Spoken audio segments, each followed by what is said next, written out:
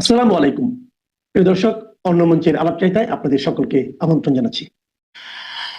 আগামী 12ই ফেব্রুয়ারি 2026-এর নির্বাচনকে কেন্দ্র করে দেশি বিদেশি বিভিন্ন সংস্থা একাধিক জনমত জরিপ করেছে। আজকের প্রেক্ষাপটে এই জরিপগুলোর ফলাফল এবং 300 আসনের সম্ভাব্য সমীকরণ বেশ চমকপ্রদ। এই প্রতিবেদনে বিভিন্ন জরিপ, মুখ্যত আন্তর্জাতিক জরিপকে সামনে রেখে খুঁজে দেখার চেষ্টা করব 12 তারিখের নির্বাচন যদি আদৌ হয় তাহলে সেই নির্বাচনের সম্ভাব্য ফলাফল কি হতে পারে। নির্বাচন আদৌ হবে কিনা সেটা একদম শেষে বলবো এই প্রতিবেদনের। প্রধান এবং গ্রহণযোগ্য জরিপগুলো কি বলছে সেটা দেখা যাক। IRI ও NDI যে জরিপ, এই জরিপ দুটো, এই সংস্থা দুটো আন্তর্জাতিক রাজনীতি এবং নির্বাচন পর্যবেক্ষণে IRI এবং NDI অত্যন্ত পরিচিত দুটো নাম। IRI এর পুরো নাম হলো ইন্টারন্যাশনাল রিপাবলিকান ইনস্টিটিউট, যার বাংলা অর্থ হচ্ছে আন্তর্জাতিক রিপাবলিকান ইনস্টিটিউট। এটি আমেরিকা যুক্তরাষ্ট্র ভিত্তিক একটি অলাভজনক ও নিরপেক্ষ সংস্থা, যাকে বলা হয় NGO, যা বিশ্বব্যাপী গণতন্ত্রের বিকাশ ও শক্তিশালীকরণে কাজ করে। এটি মূলত মার্কিন যুক্তরাষ্ট্রের রিপাবলিকান পার্টির, মানে ট্রাম্পের পার্টির সেই পার্টির আদর্শিক ধারার সাথে যুক্ত। তবে তারা দাবি করে যে তারা কোনো দলীয় এজেন্ডা ছাড়াই নিরপেক্ষভাবে কাজ করে। দ্বিতীয় সংস্থা হলো NDI, যার পুরো নাম হলো ন্যাশনাল ডেমোক্রেটিক ইনস্টিটিউট বা national Democratic institute for international affairs, সংক্ষেপে NDI। এটিও একটি মার্কিন যুক্তরাষ্ট্র ভিত্তিক NGO। এটি মার্কিন ডেমোক্রেটিক পার্টির, অর্থাৎ ওই বাইডেন, ক্লিন্টন, ওবামা, এদের পার্টির সাথে আদর্শিকভাবে সম্পর্কিত। বিশ্বব্যাপী অবাধ ও সুষ্ঠু নির্বাচন নিশ্চিত করা, মানে তাদের মতে, এবং গণতান্ত্রিক প্রতিষ্ঠানগুলোকে সহযোগিতা করা হচ্ছে এদের প্রধান কাজ। বাংলাদেশে আসন্ন 12ই ফেব্রুয়ারি 2026-এর নির্বাচন উপলক্ষে এই দুটি সংস্থা খুবই সক্রিয়।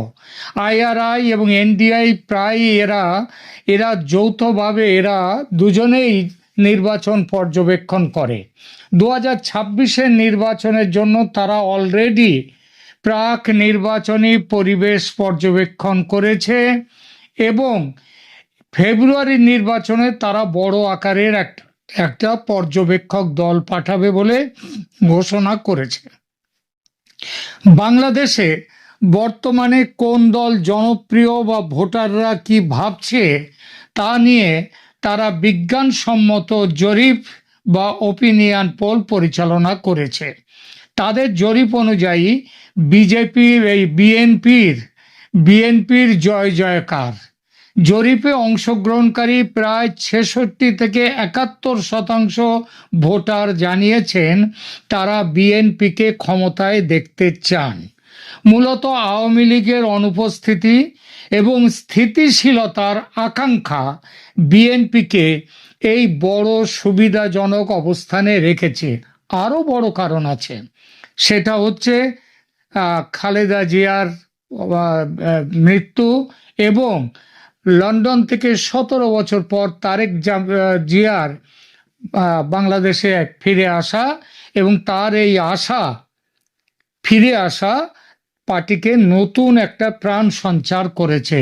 এবং খালেদা জিয়ার মৃত্যু, সেটাও বিএনপির পক্ষে মানুষকে অনেকটা টেনে নিয়ে এসছে। বলছে খালেদা জিয়াকে সম্মান জানাতে বিএনপিকে ভোট দেয়া দরকার, বিএনপির ক্ষমতায় আসা দরকার।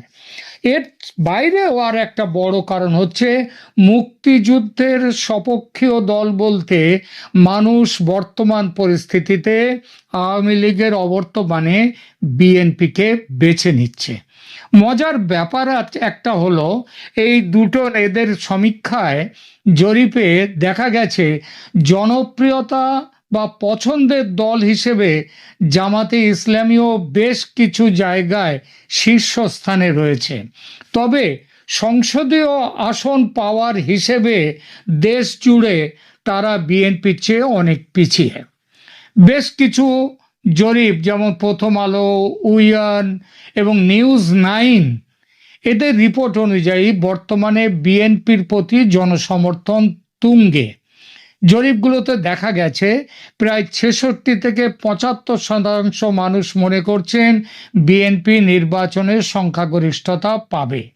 বিশেষ করে আওয়ামী লীগের অনুপস্থিতিতে সাধারণ ভোটারদের একটা বড় অংশ, যার মধ্যে আওয়ামী লীগের ভোটারও আছেন, তারাও স্থিতিশীলতার জন্য বিএনপির দিকে ঝুঁকছে। ইসলামী দলগুলোর ভোট ভাগাভাগি এবং বিএনপির একক আধিপত্য নিয়ে মাঠ পর্যায়ের বিভিন্ন জরিপ ও গোয়েন্দা তথ্যের, ভারতীয় গোয়েন্দারাও আছেন তাদের মধ্যে, তাদের ভিত্তিতে একটি নিরপেক্ষ বিশ্লেষণ নিচে এখন তুলে ধরছি আপনাদের সামনে। ইসলামী দলগুলো জামাত, ইসলামী আন্দোলন, এবি পার্টি এবার এরা আলাদাভাবে লড়ছে। যদিও জামাত একটি বৃহৎ শক্তি হিসেবে আবির্ভূত হয়েছে, কিন্তু ইসলামী আন্দোলন হাত পাখা জামায়াতের জোটে না গিয়ে আলাদা লড়াই এবং এবি পার্টি আধুনিক ইসলামী ঘরানার প্রচার চালানোয় ইসলামী ভোট ব্যাংকটা বেশ কয়েকটি ভাগে বিভক্ত হয়ে গেছে। ইসলামী আন্দোলন বাংলাদেশ চরমোনাই, তারা প্রথমে জামাত নেতৃত্বাধীন জোটে থাকার কথা থাকলেও আসন ভাগাভাগি নিয়ে দ্বন্দ্বে জোট ত্যাগ করেছে। বর্তমানে তারা 300 আসনের বেশিরভাগই একক প্রার্থী দিয়েছে। এই বিভাজনটি সরাসরি বিএনপিকে, যাদের প্রতীক ধানের শীষ, সেই প্রতীককে সুবিধা দিচ্ছে, কারণ তাদের প্রধান প্রতিপক্ষ এখন আর একক কোনো শক্তি আওয়ামী লীগ বা জামাত নয়। ভারতীয় সংবাদ মাধ্যম যেমন CNN, নিউজ 18, তারপর ইন্ডিয়ান এক্সপ্রেস এবং গোয়েন্দা সূত্রগুলোর মতে বিএনপি 300 আসনের মধ্যে অর্ধেকের বেশি আসন পেয়ে এককভাবে সরকার গঠন করতে পারে। তাদের মতে অ্যান্টি ইনকামবেন্সি বা ইউনূস সরকারের প্রতি তীব্র ক্ষোভের সুফল বিএনপি ঘরে তুলছে। একটু অদ্ভুত লাগছে, কারণ বিএনপি কিন্তু এই সরকারের অংশ ছিল, কিন্তু সেটা থাকলেও এই তথ্যটি দেশের মানুষের কাছে স্পষ্ট হয়েছে যে ইউনূস সরকারের আসল পরিচালক হলো জামাত এনসিপি জোট। সুতরাং অ্যান্টি ইনকামবেন্সি ভোট জামাতের বিরুদ্ধে যাবে। জামাত জোটের আর এক পরিচয় হয়ে গেছে, আগেই বলেছি, মুক্তিযুদ্ধ বিরোধী শক্তি হিসেবে।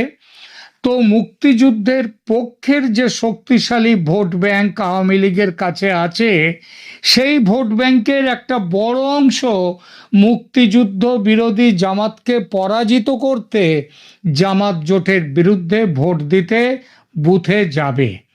সে সংখ্যাটি আওয়ামী লীগের যত মোট ভোটার আছে তার অর্ধেক হলেও অবাক হওয়ার কিছু নেই। ভারত বর্তমানে বিএনপির সাথে সম্পর্ক উন্নয়নের চেষ্টা করছে, কারণ তাদের অভ্যন্তরীণ মূল্যায়নে বিএনপি সম্ভাব্য বিজয়ী। তাছাড়া তারা হচ্ছে এখন বর্তমান পরিস্থিতিতে বিএনপি ছাড়া তাদের কোনো জায়গায় যাওয়ারও জায়গা নেই ভারতের। এবং ভারত এখন সিদ্ধান্তই নিয়েছে তারা এই একটি বাস্কেটে সব ডিম রাখবে না, তাহলে একটি বাক্স পড়ে গেলেই সব ডিম ভেঙে যাবে। সুতরাং তারা বিএনপিকে সমর্থন দিচ্ছে। আপনারা জানেন যে সে তারেক জিয়ার লন্ডন থেকে ফেরার সময় ভারতের একটা বড় ভূমিকা ছিল। ভারত জামাতের ক্রমবর্ধমান শক্তি নিয়ে কিছুটা উদ্বিগ্ন এবং বাংলাদেশের অন্তর্বর্তী সরকার ও সেনাবাহিনীর একটা অংশ যেভাবে জামাতের পক্ষে নির্বাচনী ফলাফল নিয়ে যাওয়ার চেষ্টা করছে, সেটা কিন্তু ভারত নজরে রেখেছে এবং ভারতও তার মতো ব্যবস্থা নিচ্ছে। ভারতীয় গোয়েন্দাদের মতে বিএনপির জয়ের সম্ভাবনা উজ্জ্বল হলেও কিছু চ্যালেঞ্জ রয়ে গেছে। সাধারণভাবে দুইয়ের বেশি দলের মধ্যে ভোট হলে বা আওয়ামী লীগ থাকলে বর্তমান পরিস্থিতিতে ভোট ভাগাভাগির সুবিধা বেশি পেত বিএনপি, কারণ তাদের সংগঠন এখন অনেকটাই শক্ত আওয়ামী লীগের তুলনায়।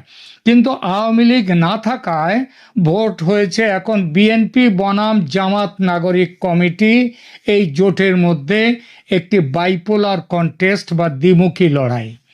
যদিও জামাতের জোট সঙ্গী এনসিপির উপদেষ্টাদের ওপর একটা সময় মানুষের খুবই আকাঙ্ক্ষা ছিল, তাদের ওপরে বিশ্বাস ছিল, কিন্তু এনসিপির উপদেষ্টাদের মধ্যে প্রবল দুর্নীতির পরিচয় প্রকাশ হয়ে পড়ায় তরুণ ভোটাররা নাগরিক কমিটির প্রার্থীদের এখন আর পছন্দ করছেন না। এটা বিভিন্ন ইউনিভার্সিটির ভোটেও দেখা গেছে। আর তারা জামাতের সাথে জোট বাঁধায় যে জামাতের বিরুদ্ধে অথচ বিপ্লবের পক্ষে ছিল একটা বড় সংখ্যক মানুষ, তারাও এখন জামাত এনসিপি জোটকে ছেড়ে বিএনপির পক্ষে যাবে। বিএনপির পক্ষে আর একটা বড় সুবিধা আছে। আওয়ামী লীগের প্রায় 30 থেকে 35%, এমনকি সর্বোচ্চ 50% হলেও অবাক হওয়ার নেই, তারা সেই স্থায়ী ভোটার, এখন কিং মেকার। তারা যদি ভোট কেন্দ্রে গিয়ে জামাতকে ঠেকাতে বিএনপিকে ভোট দেয়, যার সম্ভাবনা খুবই উজ্জ্বল, তবে বিএনপির আসন সংখ্যা 200 ছাড়িয়ে যেতে পারে। গতকাল উইয়ন নিউজে একটি সাক্ষাৎকার দিয়েছেন প্রধানমন্ত্রী শেখ হাসিনা। সেখানে তিনি বলেছেন কিন্তু বিএনপির বিরুদ্ধে কোনো আক্রমণ তিনি আদৌ করেননি এবং বিএনপি নির্বাচনে জিতলে তাদের কাছে কি প্রত্যাশা আওয়ামী লীগের ওপর থেকে সেইটা ফিরিয়ে নিয়ে যে নিষেধাজ্ঞা তুলে নেওয়ার ব্যাপারে যে প্রত্যাশা, সেটা তিনি স্পষ্ট করে বলেছেন। সুতরাং যদি আওয়ামী লীগের সমর্থকরাও যদি ভোট দেয়, তাদের একটা অংশ বিএনপিকে দেয়, যেটা বললাম যার সম্ভাবনা খুবই উজ্জ্বল, তবে বিএনপির আসন সংখ্যা 200 ছাড়িয়ে যেতে পারে বলে ভারতের গোয়েন্দা সূত্র মনে করছে। আর তারা যদি ভোট বর্জন করে তবে ভোটের হার বা টার্ন আউট কম হবে এবং সেটা জামাতের মতো সুসংগঠিত দলের জন্য সুবিধাজনক হতে পারে। ইসলামী ভোট ব্যাংকের বিভাজন এবং আওয়ামী লীগের অনুপস্থিতিতে বিএনপিকে একটি ফাঁকা মাঠ দিয়েছে। যদি কোনো বড় ধরনের রাজনৈতিক ওলটপালট না ঘটে তবে 12ই ফেব্রুয়ারির নির্বাচনে বিএনপি একক সংখ্যাগরিষ্ঠতা নিয়ে ক্ষমতায় ফিরে আসবে। সমস্ত জরিপে দেখা যাচ্ছে বিএনপির জনপ্রিয়তা এখন তুঙ্গে। জরিপে অংশগ্রহণকারী প্রায় সমস্ত জরিপে বলেছে 60%-এর ওপর থেকে 70% ভোটার জানিয়েছে তারা বিএনপিকে ক্ষমতায় দেখতে চান। মূলত আওয়ামী লীগের অনুপস্থিতিতে এবং স্থিতিশীলতার আকাঙ্ক্ষা মানুষের, সেটা বিএনপিকে এই বড় সুবিধাজনক অবস্থানে রেখেছে। মজার ব্যাপার হলো জনপ্রিয়তা বা পছন্দের দল হিসেবে জামাতে ইসলামীও বেশ কিছু জায়গায় শীর্ষস্থানে রয়েছে, তবে সংসদীয় আসনের হিসেবে তারা বিএনপির চেয়ে অনেক পিছিয়ে। প্রথম আলো ও স্থানীয় জরিপ পত্রিকাগুলোর বেশ কিছু স্থানীয় জরিপ হয়েছে, তারা অক্টোবর ডিসেম্বরে কিছু জরিপ করেছে। দেশের প্রভাবশালী সংবাদ মাধ্যম এবং স্থানীয় থিঙ্ক ট্যাঙ্কগুলোর জরিপ অনুযায়ী আসন সমীকরণ 300 আসনের মধ্যে বিএনপি এককভাবে 180 থেকে 210টি আসন পেতে পারে। জোটের শক্তি জামাত ও জাতীয় নাগরিক কমিটি জোট প্রায় 50 থেকে 70টি আসনে জয়ী হতে পারে। বিশেষ করে উত্তরাঞ্চল ও সিলেটে এই জোটের প্রভাব বেশি। নতুন ও তরুণ ভোটারদের একটা অংশ, প্রায় 40%, তারা জাতীয় নাগরিক কমিটি বা এবি পার্টির মতো নতুন ধারার রাজনীতির দিকে ঝুঁকতে পারে।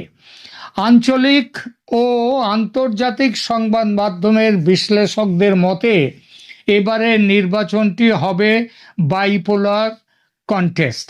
সমস্ত জরিপ অনুযায়ী, যত রকম জরিপ হয়েছে দেশ বিদেশ আন্তর্জাতিক, 300 আসনের সম্ভাব্য চিত্রটা এক নজরে এই রকম। বিএনপি ধানের শীষ, এরা পাবে 180 থেকে 210টির মতো আসন। বিএনপির খুবই শক্তিশালী প্রদর্শন হবে বিশেষ করে ঢাকা, উত্তরবঙ্গের বিভাগগুলোতে এবং চট্টগ্রামে। জামাত নেতৃত্বের 11 দলীয় ঐক্য, এরা পাবে, যার মধ্যে এনসিপিও আছে, এরা পাবে 50 থেকে 75টি আসন। এই জোটের ভালো ফল হবে রাজশাহী, সিলেট, খুলনা এই দিকটাতে। স্বতন্ত্র ইন্ডিভিজুয়াল যারা ইন্ডিপেন্ডেন্ট এবং অন্যান্যরা, এদের পাওয়ার সম্ভাবনা 15 থেকে 25টি আসন। তারা পার্বত্য অঞ্চল, সীমান্ত এলাকায় ভালো ফল করবে।